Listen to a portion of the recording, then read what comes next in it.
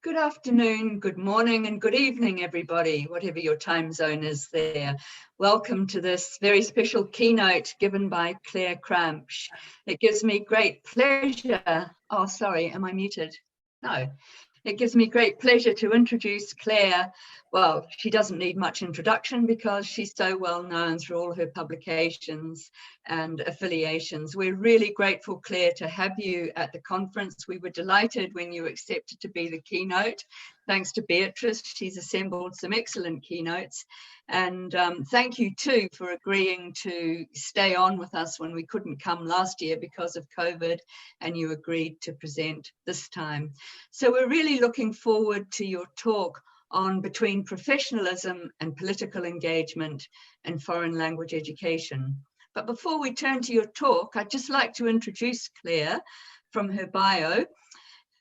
She's Emerita Professor of German and Affiliate Professor of Education at the University of California, Berkeley, where she taught courses in German and in applied linguistics, and where she was the founding director of the Berkeley Language Center. Her areas of interest are applied linguistics, second and foreign language learning and teaching, language and culture, bi- and multilingualism, and language and symbolic power. She has written extensively on language, discourse and culture and applied linguistics.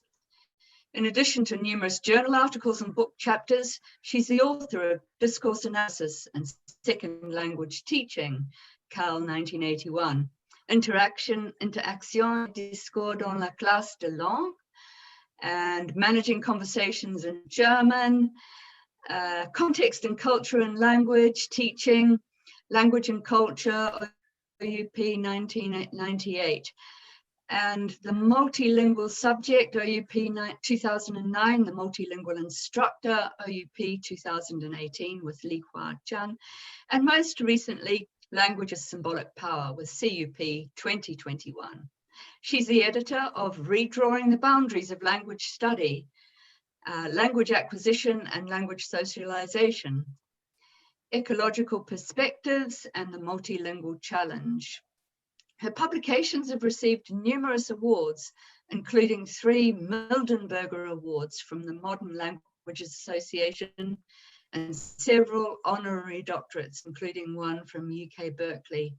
In 1998, she received the Goethe Medal from the Goethe Institute in Weimar for her contributions to cross-cultural understanding between the United States and Europe. She is the past president of the American and International Association of Applied Linguistics and the past editor of the International Journal of Applied Linguistics. She is currently the co-editor of 2 book series with Routledge and Cambridge University Press and the editor of the L2 Journal. So along with all of those amazing tasks that you've done, Claire, you still find time to write papers and present your keynotes to us. So we're really looking forward to hearing about your interesting approach to exploring politics and education through language teaching. So looking forward to your talk. Thank you very much. Thank you, Prue, and thank you, Prue and Beatrice and all the others for inviting me to speak and for being flexible with my schedule to accommodate me at this time. I have been inspired by your subtitle to this beautiful conference, Global Debates and Local Challenges. So I thought I would share with you today a little project that started at UC Berkeley and so locally, given some challenges that foreign language teachers were encountering at my university at Berkeley, but then went global and provoked a global debate, as you will see in my presentation. So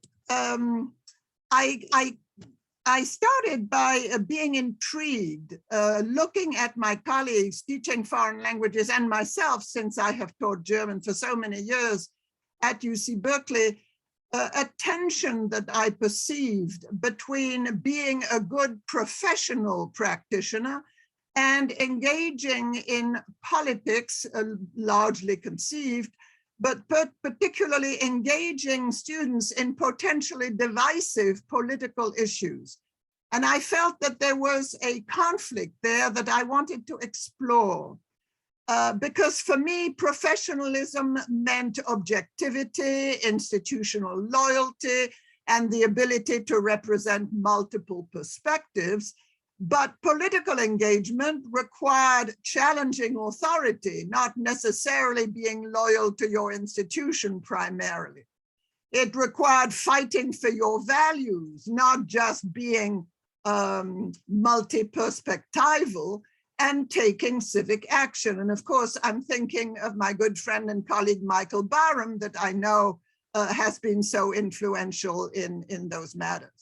And I felt that the two approaches often came into conflict, which is why I will want to today to talk about the genesis of a collaborative action research project that I participated in at UC Berkeley, and that we call Teaching the Conflicts in Chinese, Japanese, Hebrew, and Italian classrooms at the college level. That means teaching those languages to 18 to 22-year-olds on an American campus, such as the Public University of California at Berkeley. I will then reflect on whether professionalism and political engagement are compatible.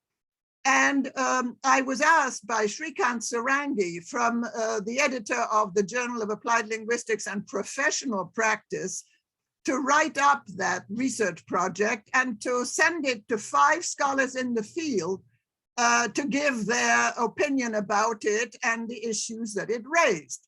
And here are the names of the scholars that were asked. And in the end, I will tell you how I responded to these scholars and what it would take to teach a language both professionally and politically. So what's the problem space?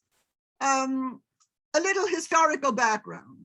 As together with my four colleagues at UC Berkeley, we remembered that in 1992, a certain Gerald Graff, professor of English and education at the University of Illinois in Chicago, had written a book called Beyond the Culture Wars: How Teaching the Conflicts Can Revitalize American Education. That was at the time when American educators were facing the national debate at the time whether America was a melting pot or a salad bowl. In other words, was it a lot of immigrant all forging one unitary American identity, or whether, in fact, multiculturalism was something that Americans would settle for? In 2021, I had echoes of those culture wars, and in fact, they are called today culture wars, but it is after the presidency of Donald Trump that is still influential today, even though he's no longer the president. But his presidency has politicized every aspect of everyday life in the United States, which is why we are such a divided country today. And language teachers today are very keen, together with their students, in making college foreign language education relevant to real life. In part because we are having more and more multilingual and international students among our students who are eager to know what is really going on in the world beyond Facebook and mass media. And in particular, they are interested in understanding the conflicts in which the US are imbricated. So we decided to have a little research project of which the context would be this large public research university called the University of California at Berkeley, where 20 and more languages are taught by 60 and more faculty lecturers, but these faculty are non-Senate faculty. In other words, they don't have a voice in the running and the managing of the university, and they are not on the professorial tenure track. So the professional background of the language teachers at Berkeley are absolutely professional. They are non-Senate faculty on temporary or renewable appointments. They are held to professional standards as per the university's Memorandum of Understanding, or MOU, that specifies in a very well-known document that they are required to show evidence of knowledge of the subject matter, that is the language and the culture that they teach, impartiality, encouragement of students' critical and analytical skills. They have to show evidence of teaching effectiveness and of objective means of evaluation. And like everybody else at UC Berkeley, they have to sign an oath of loyalty to the institution before receiving their contract.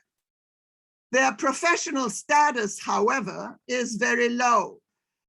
Teaching is the only thing that they're required to do. They are not required to do research.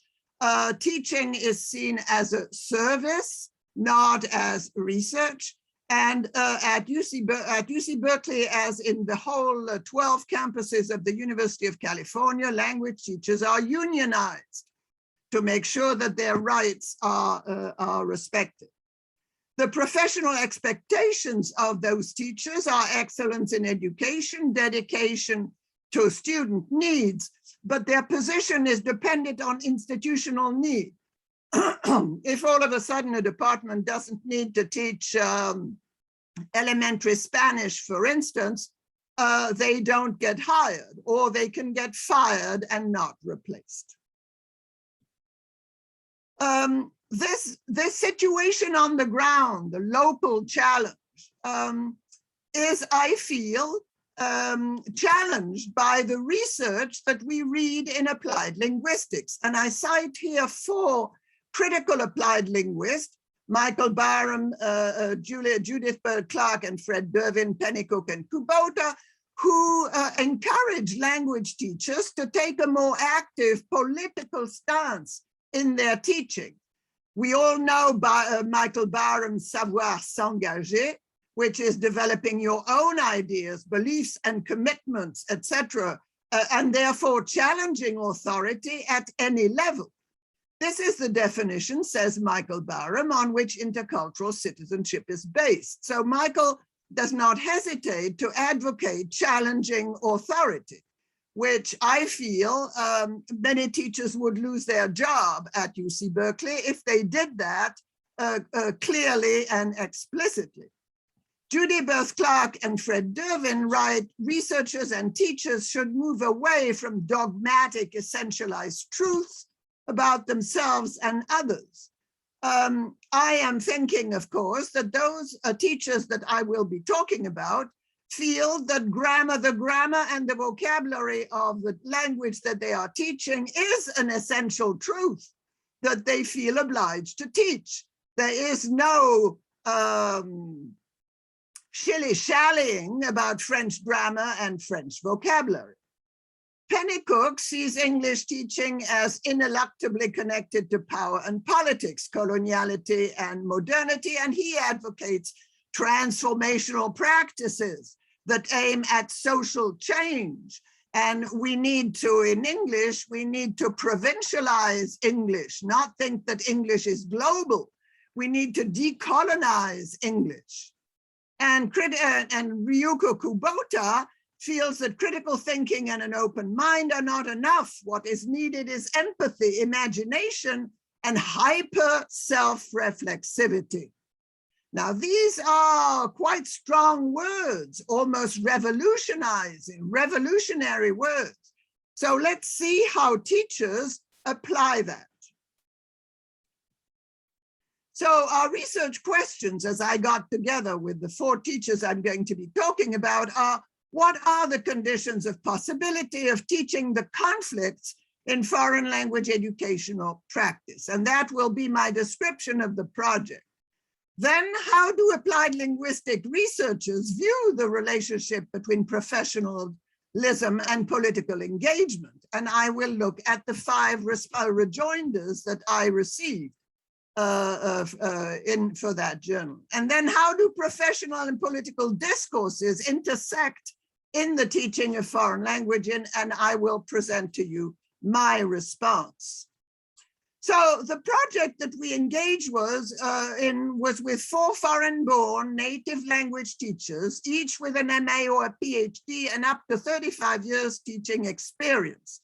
These were non-Senate faculty. And they were conceived, the project was conceived on their initiative in the fall of 2019, and then was taught half offline and half online.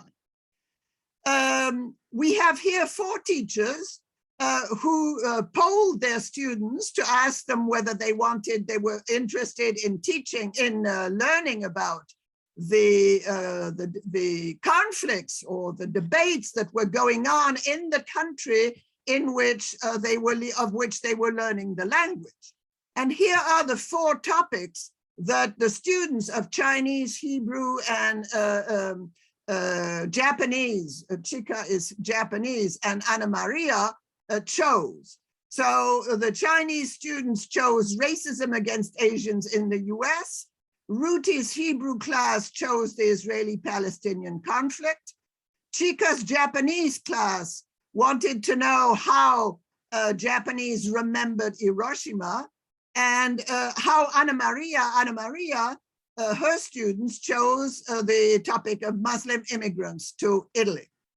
And the question was, how can these teachers teach the conflicts in a language class that aims at both improving the students' linguistic proficiency and engaging them politically? And as you can see, the level of proficiency of the students was upper beginner, low intermediate. So we were expecting linguistic difficulty in discussing such problems. So let's take how each teacher dealt with the challenge. So Li Hua in Chinese had her students view the Chinese film Guasha, featuring a confrontation between Chinese immigrants in the US and US social workers that regarded Chinese medical practices as child abuse. The teacher dramatizes the conflict through her personal narrative of discrimination in the US, and she does that both through Chinese and English, code switching to English when necessary. She realizes that, but at the end, the students were duly emotionally taken by that story, where the family, the Chinese family, has to relinquish its child to the social services because they are accused of child abuse by using a Chinese medical practice that the American doctors feel is child abuse. But Li Hua realizes that in order to be politically engaged, she would have to mediate between the Chinese world of that medical treatment and the American world of protection against child abuse. In other words, Li Hua, who is 100% Chinese, has now, after 35 years in the US and teaching Chinese in the US, she has also become sort of bilingual and bicultural. And she realizes that she would have to also help her students understand why Americans insist on the word child abuse, while the Chinese insist that it is a valid medical treatment. Ruti in her Hebrew class showed an Israeli film called The Bubble, about an undocumented Palestinian waiter in a cafe in Tel Aviv, who at the end of the film detonates his suicide vest. The teacher elicits students' emotional reactions to a brief film clip, but she realizes that because the students don't know enough Hebrew to discuss the film in Hebrew, and although they are emotionally connected to the film, she would have to teach them how to read a film politically. In other words, the shots, the angles, the frame. she would have to help the students non-linguistically through a kind of visual cinematic literacy in order for them to understand the political impact of the film. Chika in Japanese had her students read a children's book written in Japanese by an Anglo-American writer after his visit to Hiroshima. The teacher engaged the students emotionally because they did not have enough Japanese proficiency to discuss the issue in Japanese. But she wondered how to have her students engage politically as Americans with the nuclear bombing of Hiroshima in August 1945, since the Japanese obviously have another interpretation of the nuclear bombing than the American students and their family and what they were taught about Hiroshima in their schools. So in these three cases, as we can see, the teachers engage the students emotionally, but in order to engage them politically, they would need to go one step further. And that's where, that's really what that kind of pilot study yielded in terms of insight for the teachers. The fourth teacher was the teacher of Italian. And she had had the students read Pirandello's 6 Characters in Search of an Author. And she had divided the class into groups of 6, assigned to script, cast, produce, and perform a play featuring a conflictual situation in search of a solution. And I will focus here on the group of 6 that chose and invented, imagined 6 immigrants in search of a border that was performed first in Italian and then in English. Jose is a Mexican immigrant played by an Anglo-American student, and Kevin is an American border guard played by an Italian-American student. And during that performance, Jose says in Italian, and then in another instance in English, "What's the word border to you?" And Kevin says, "A line separating 2 countries." And Jose says, and he's getting heated up. He says, "Do you know what it means to me? Do you know what it means to Amir, to Kyla, to Malek, who walked for days, who got robbed, got raped, and saw family members drowning in the middle of the Mediterranean Sea when their rickety, overloaded boat capsized on their way to Italy?" And Kevin is quite shaken and says, "I'm sorry, I truly am, but what do you want me to do? Solve the problems of the world? You also want to blame me for getting the virus?" And Jose says, "Yes, I am. We had no access to information, no access to masks, didn't have the luxury to work from home like you people. Ever tried to put yourself in our shoes?" As you can see, Jose is speaking not just like an Italian, but like a Mexican or a Honduras or another people from Latin America wanting to come to the US. So he's mixing, if you wish, in the heat of the moment. He's internalizing what it means to try and reach the border and immigrate elsewhere. After the performance, Jose wrote in a very moving self-reflection the following: "I learned a lot about the plight of immigrants. I wrote essays about it. I watched movies on the subject, but I never really got it until I worked through this scene. Playing a Mexican immigrant in search of a border had a profound impact on my view of immigrants in general, but as I truly felt his pain when I spoke his words, which caused me to move my body in a certain way." So let me read down below. Anna Maria, however, felt a tension between her professional identity, namely teaching the Italian language, and her political identity, teaching her students the human and political aspects of immigration as discussed in Italian and in English. So I followed up with Anna Marie because I felt her pedagogic activity was quite moving and quite persuasive. So I wanted to know more how the performance had gone in Italian and in English. And Anna Maria explained to me later, after the performance, the difference in two Italian words for the word English border. There's the word confine, which means border, but as connoting security, safety, a safe zone away from the strife and danger of the places left behind.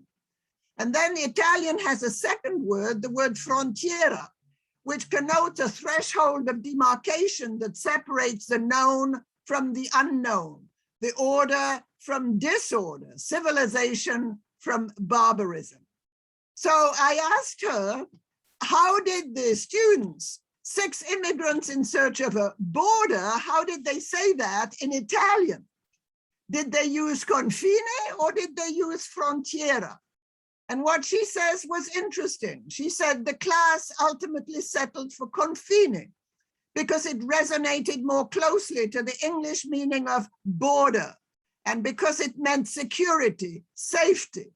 And yes, the 6 immigrants were also in search of opportunities and dreams that the word frontiera evoked, but it was argued that the need for security and safety superseded the desire for opportunities, and the immediate need for these immigrants was to cross a border, a confine.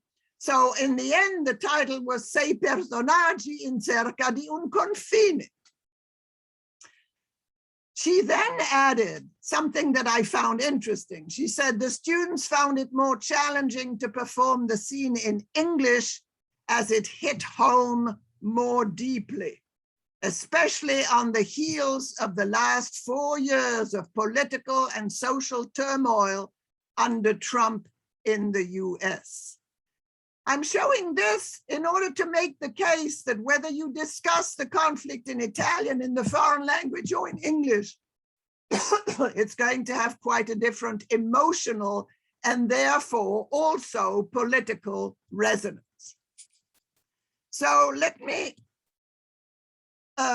conclude that section of the paper by saying that in a sense, these 4 teachers were attempting to teach their various languages, I would say, multilingually, as Prue Holmes and John Corbett and Holmes et al. Have done for research. They have looked for researching multilingually. I'm in search of how to teach multilingually or how to teach politically. And what would it be? What would it take to teach a foreign language politically? This is where Shrikant Sarangi from the Journal of Applied Linguistics and Professional Practice kindly offered me to publish the research project and have it responded to by the 5 scholars that I list here. Christian Chun, Associate Professor at University of Massachusetts, John Gray in the UK, Frederick Dervin in Finland, and Mei Huan in China, Michael Barham in the UK, and David Block in Spain. So I'm going to go through each of these rejoinders to show you a bit their reaction to the research project. So let me see. Christian Chun is full of questions. Christian Chun is Chinese himself, but he lives now in Massachusetts and knows America quite well. So he's full of questions. What is actually meant by the Memorandum of Understanding that wants teachers to stimulate imaginative thinking and encourage critical and analytical skills? Would this include imagining alternative realities than the realities that we have now in the US? Does this mean imagining how we might reconstruct our economic and social relations? Does it mean that students should be identifying and assessing the powers that perpetuate hierarchies in the US? Does it mean being critical of one's government, which is inconceivable for many Americans? And how does encouraging analytical skills suggest learning to look deeper in how language is used in the name of democracy. In other words, Christian Chun is really asking, does really Berkeley mean what it says when it encourages language teachers to exercise critical and analytical skills?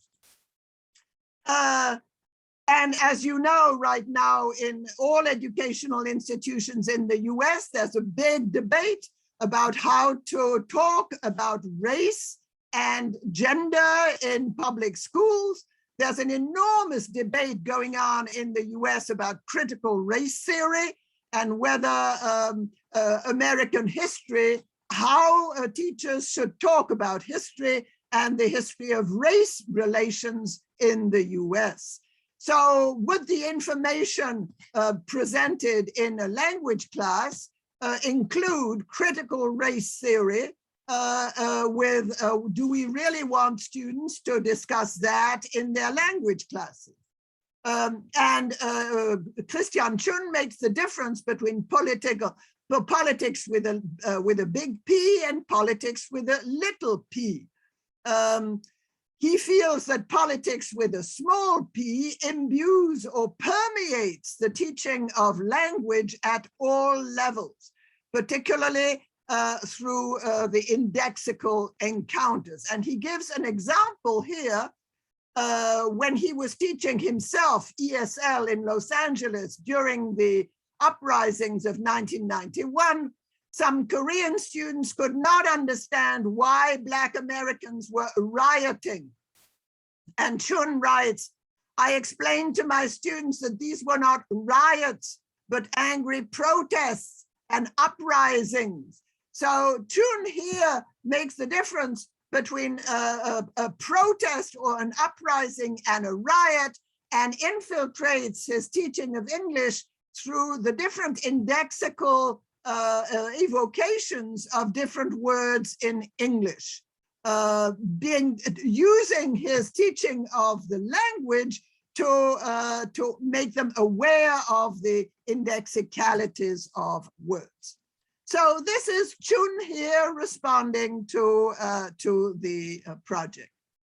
John Gray understands quite perceptively what the problem is for the 4 teachers that I worked with. He sees the tension or even the incompatibility of the teachers' expressions of their political identities and the supposedly apolitical model of professional identity required by the university. And he mentions here a teacher of English in Egypt who says, I remember in Egypt, the successful teacher was the person who managed to stay off the hot topics. We were told, I mean, for example, don't talk about politics, don't talk about sex, religion, blah, blah, blah. Who told you that, says John? We were told by the director of studies, and people who were good teachers managed to steer the class, well, effectively around this. And John Gray deplores the fact that nowadays teachers are positioned as service providers. I mentioned that in red below, and students as customers, and that increasingly the dominant model of professional identity for foreign language teachers at all levels is that of effective practitioner. And so he understands the tension between being an effective practitioner, expected to be apolitical, and the demands of our research body here in applied linguistics to be more politically active. So he says that in fact, they are asked to be a reflective practitioner, a critical pedagogue, or even a translingual activist that might come into conflict with being a professional, having a professional identity.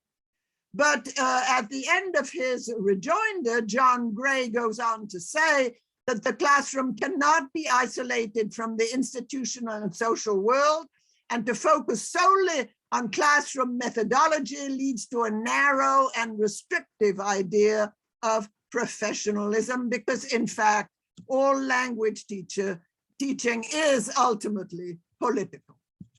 This is a view that is shared by Fred Derwin and Mei Huang, who go one step further and who feels that everything is in fact political. Even the apoliticality of professional language teaching is a professional choice, is a political choice. They write my last statement here below on that slide. They claim that Berkeley's statement in the Memorandum of Understanding that students are led to think critically across national border, pursue international careers, understand the world around them, and understand themselves in the process are all political assertions. So is everything then politics? Yes, Derwin and Mei Huang offer 6 ways of conceiving of politics. Number 1, you've got the big politics that are geopolitics, party politics. Then you've got individual politics that are opinions and voting patterns. Then you have what they call localized politics, which is exportable keywords and ready-made slogans. Then you've got encounters at sites of politics, like the topics of conversation, violent events around race and gender. Then as a 5th category, they have politics in education. That would include ideals of citizenship, values, etc. And then number 6, which they feel is the most important, is the politics in language. And in that number 6, they see 2 facets, how language teachers could enact the politics in language. One, by focusing on ideology, what ideologies are included in words like riots or uprising or protest, and have the students reflect on what ideologies seem to guide my daily encounters. What clashes of ideologies do I expect or do I experience when I interact with others, which is the kind of reflection that Anna Maria tried to enact with her students in her advanced Italian class. Then they have a second aspect, which I found interesting, is that language teachers should try to make the vocabulary that they are teaching and the vocabulary, the English vocabulary of their students in their L1 atonal.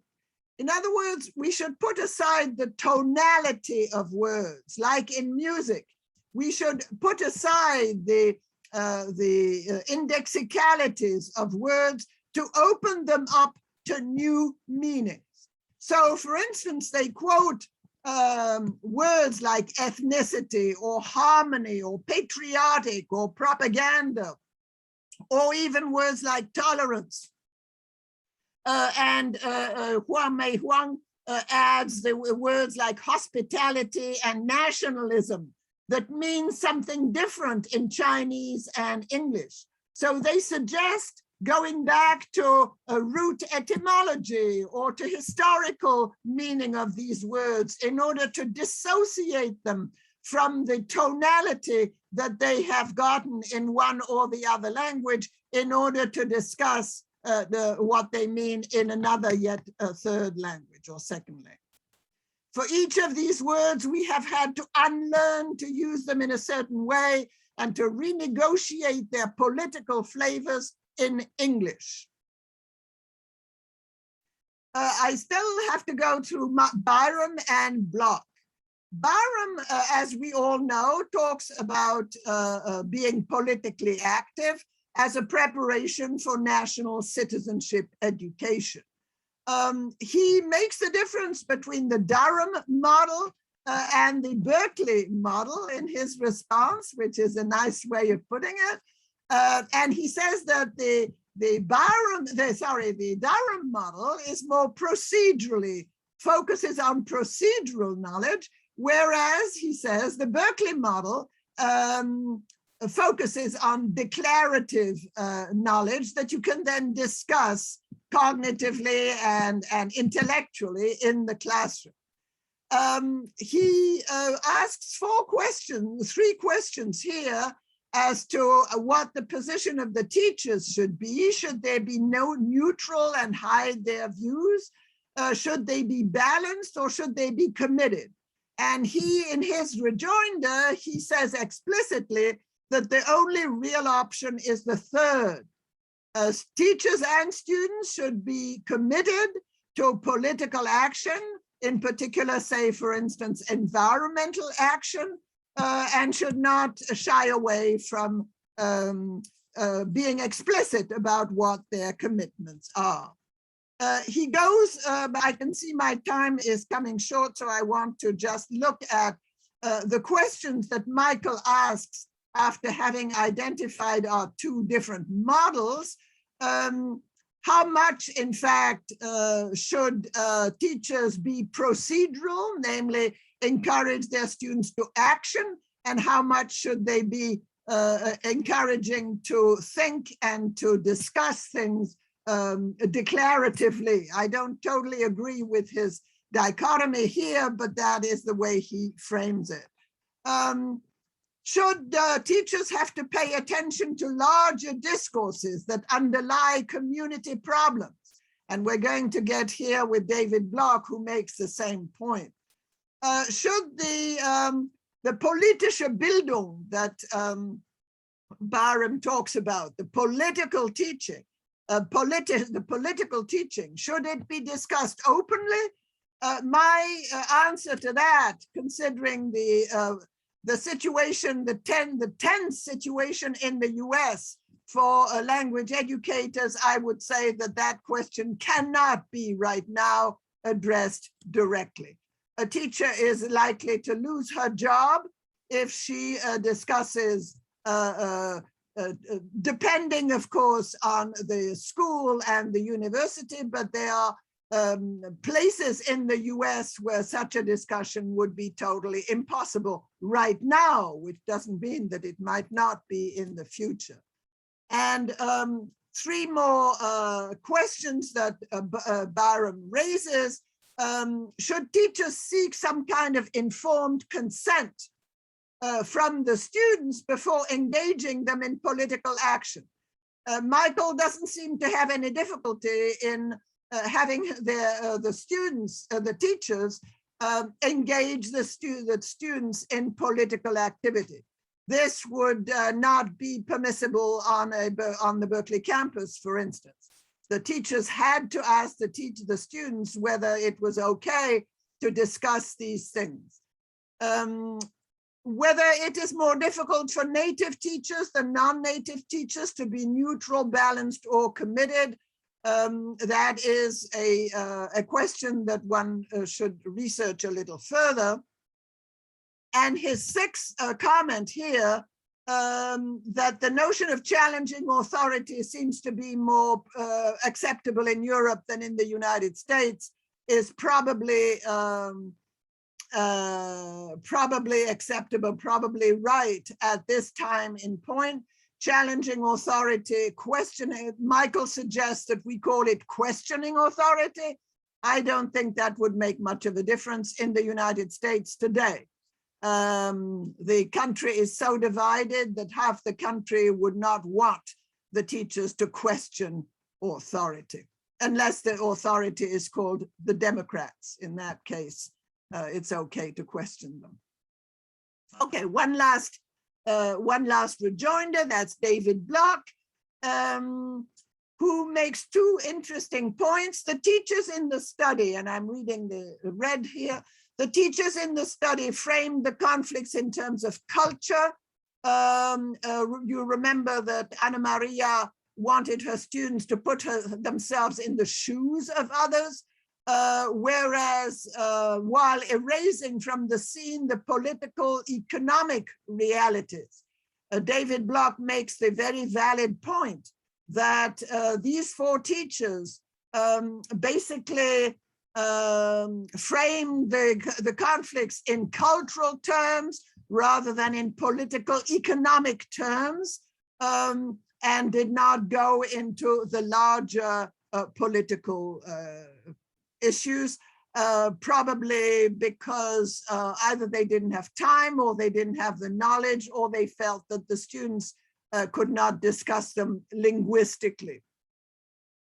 He also says that we've got to talk about the limits of political engagement in foreign language teaching, and the teaching ultimately is only the art of the possible. Surely Berkeley does not want its language teachers to call for a transformation of the political economy of the United States and a global revolution in terms of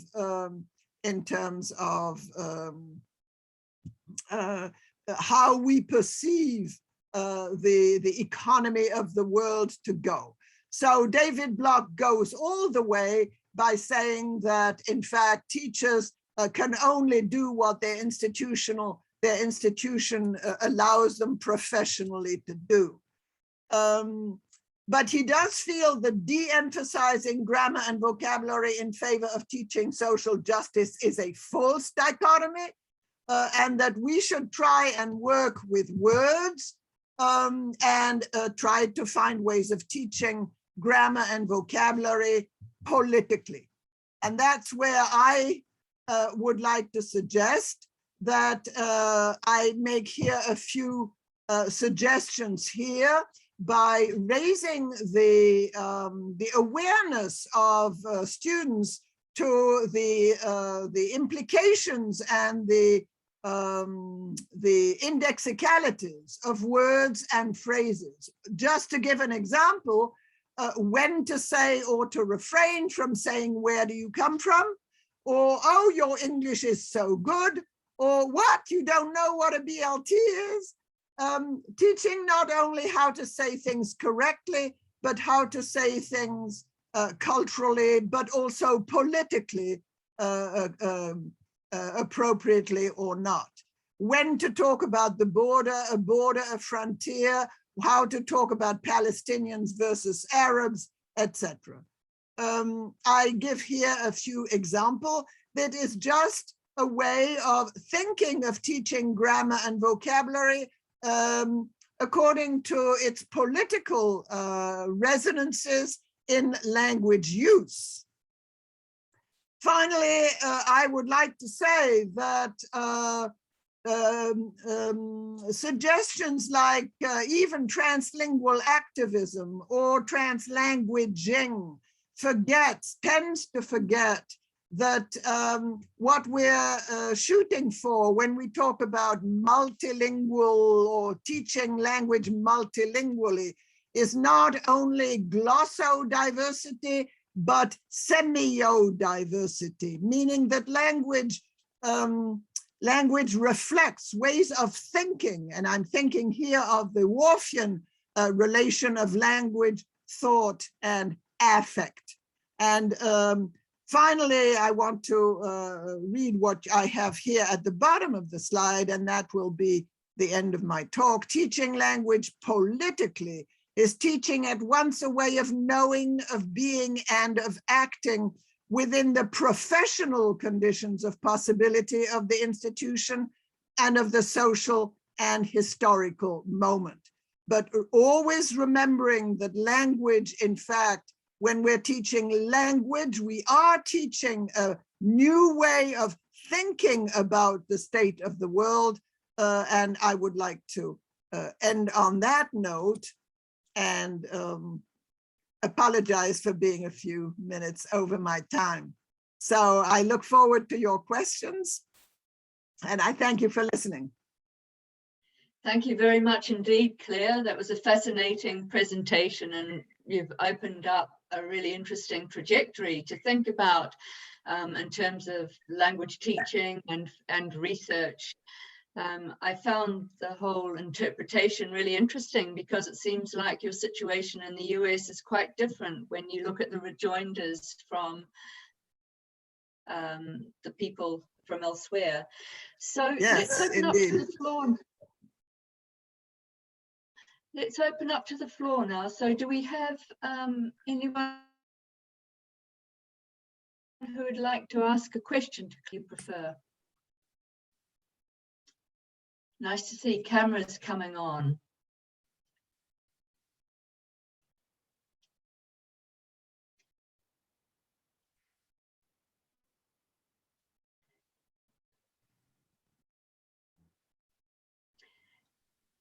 So Claire, let me ask a question while people gather their thoughts. I thought what you were saying was really interesting, and looking at the rejoinders, it seems like the situation in the US right now is extremely difficult for the teachers that engage in your study, whereas elsewhere,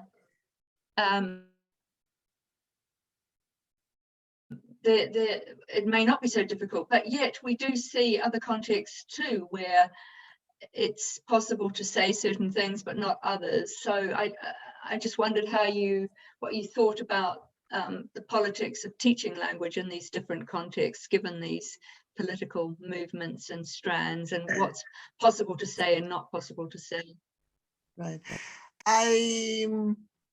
Of course, the situation is terrible right now in the US, which only makes visible certain underlying do's and don'ts that were easy to gloss over, which is why I am fascinated by debates that are going on in various other countries. I mean, for instance, that are less visible or less in your face than right now in the US, but that exist nevertheless. I mean, I'm thinking of my native country, France. It's amazing that the discussion about non-gendered pronouns right now in France. I don't know whether there's any one of you who teaches French, but teaching pronouns, non-gendered pronouns, has elicited an enormous national debate. Because French is a gendered language, like Spanish, like I suppose Portuguese. And so very quickly, when you teach language, you get embroiled in much larger issues that get people really riled up. Because the US is a country where anyone can carry a semi-automatic rifle around his shoulder in public places, in the US, such conflicts take on a criminal and a fatal consequences. But in other countries, the conflicts are just under the surface. I mean, racial issues in Brazil or in Haiti or in they are there, but they are less possibly. You won't get fired, possibly, but even that, I'm not sure. You can't get fired if you are a civil servant in the national educational system in France, but I suppose you can be marginalized, or you can have your salary frozen, things like that. So political activism nowadays requires an attention to what the system will bear, into what your classroom will bear. Will you be denounced by your students who go back home and who say, my teacher is such and such, and there will be consequences for your contract or your employment or your professional future. And of course, that leads to students denouncing students too. So, there's also that aspect to think about. It would be interesting to know from the Latin American perspective, if this issue comes up in your language classrooms, and teaching the political and understanding some of these concepts. We talked about them in the research forum, about the complexity around words, and Claire has certainly raised that, the different understandings of words. So it'd be interesting to hear from some of you others about trying to deal with these issues. We have one hand raised, Marian Arribas Tome. Please, Yes, Marian. thank you. I really enjoy your talk. I think you have actually made a great, gave us a very good sense of the variety of responses. And I think that's in itself indicating how complex these issues are. And I was thinking, well, about what you have just said, but also some other sort of aspects in the way we can engage our students in political action, perhaps this idea of action in the community, how an agency, at the same time, feeling that, you know, there's an aspect of being cautious as for how much we can activate this type of actions, and whether we should just consider that raising awareness, creating knowledge, and also because of limitations of time, you know, we have different constraints as teachers, so we can only be that ambitious sometimes, let alone having, you know, concerns of how far you can get with your students in terms of political actions in the community, let's say. Another aspect of agencies that sometimes I was wondering, because I've read some experiences in action to do with action in the community, and sometimes I was concerned that in the old times, we were taught to rote learning things and sort of bring them back to the teacher to prove we have actually acquired what they had been put in our minds. At least in Spain, it used to be like that. I was wondering whether to some extent we are, or some of us are indicating to the students how they can prove they are good students by, in a way, turn them into some form of puppets that actually act to prove that they have been listening to you, and they're not necessarily showing any integration of knowledge or political concern, or, you know, but rather they just want to pass the course. They know that that's the way you want it to be, and they're just trying to submit to the requirements. But this time the requirements are not to do with concepts, phrases, keywords, is to do with action, perhaps. So agency is necessary. I sometimes feel a bit frustrated that you may make students aware and you don't give them a clear pathway for action, because maybe you can't. But then when you do, or you push them into action, shouldn't we be a bit careful? Maybe this is, I'm sorry, I don't find it easy to articulate this, but I see a number of problems here. So I'm not sure this is clear enough for a reply, but well, I like to think that we are language teachers. And I'm not saying we are merely language teachers. We are language teachers. And language has a way of having not only a relationship to the outside world, but to, it is, you speak, you listen with your body, with your emotions, with your affect. And so we are teaching language, not just for the possibility of doing something else via language, but we are teaching how to understand ourselves, how to react to the world. And we will not, our students will not necessarily react immediately to the world based on what we teach them. We teach for the longue durée.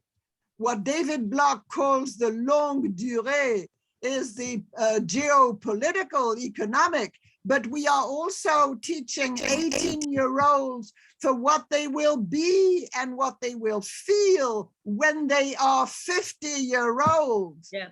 With a husband, with a wife, a husband, children, etc., and they will remember what we said. So we are teaching on multiple scales of time and multiple scales of space.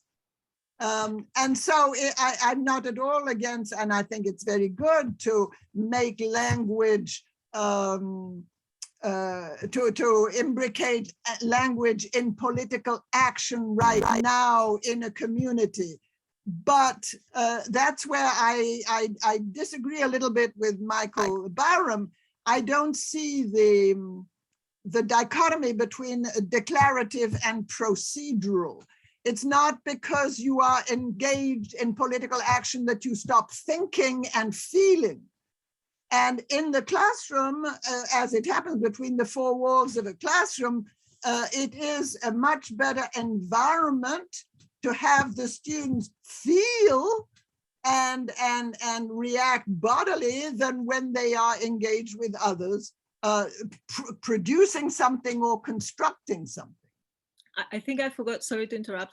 I think I forgot to say that, of course, there's a concern with measuring and proving and showing that, you know, in the UK particularly, we're very concerned with meeting certain standards of, well, you know, appearing to do certain things, even if sometimes it's a bit forced, I feel, I must say, with all honesty. I think one should capture this, and I think we talk about it, but not very openly about it. You know, we are being measured, we have to demonstrate things, we are under a lot of pressure to do that, and I think out of this context of measuring, then things become very unnatural. And I think, and I agree with you, we are teaching not for the next year, but for the next 50 years, ideally.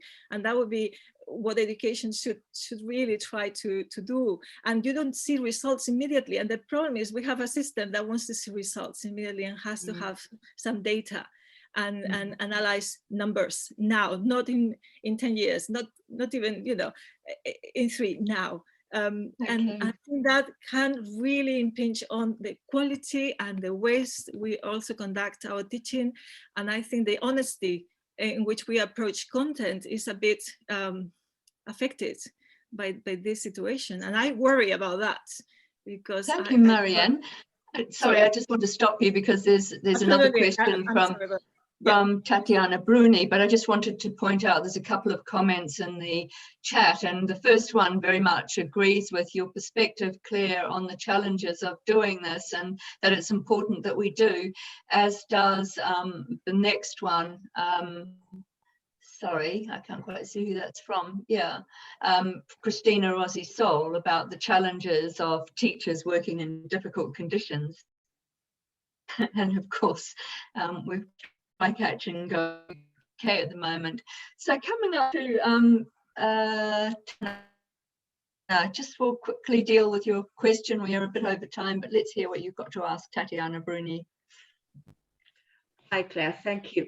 I was reflecting first on something that you said about the denouncing and the fear that students can report you as a teacher on both sides. So on the one side, if you're not colonized enough, if you don't use the right pronouns, if you don't use the right words, and on the other spectrum, if the accusation of indoctrinating your students all the time, ideologies, bringing ideologies all the time, so navigating that is quite difficult. What I've been doing this semester, I'm teaching Italian in a university in the Netherlands. What I've been doing this semester with second semester students is to work on the theme of migration, both from Italy and to Italy, from history to contemporary. So both of the, you know, when the Italians left and what condition they encountered. And so, but also how it is now for a second and third generation migrants in Italy, the relation with the fascism, indeed, as you presented in one of the comments of your respondent, fascism, the colonization of North Africa, and how people are now perceived when they come to Italy with an Italian passport and an Italian nationality, but black skin. So I'm trying to indeed have students pull drawings and lines through this and what their own experience is, also the history of their own families in terms of migration, and then the political acts in Italy, what the government does or does not. And so this is how I'm trying to have these political elements without trying to maybe indoctrinate them. But I found it difficult, of course, to still navigate everything. Well, you are a beautiful example of the political mandate of a language teacher and how much we can, in fact, and should inject political thinking in the larger sense of politics into our teaching. Yes. Thank you very much, Tatiana, and thank you very much. We'll have to bring this to a close. There's some very nice comments there, Claire, really appreciating your inspiring presentation. We really valued it, and I think you've given us a lot to think about as teachers as we go forward, especially thinking about the political. And we look forward to reading your paper when it comes out. So thank you very much indeed, and thank you for engaging with us here at IALIC and in Colombia. Thank you. Thank you, You, Beatrice, and all the others, and have a wonderful end of the conference. Thank you for inviting me. Yes. Thank you, Claire. Thank you. Thank you. Okay, bye-bye. Bye. Bye. Bye-bye.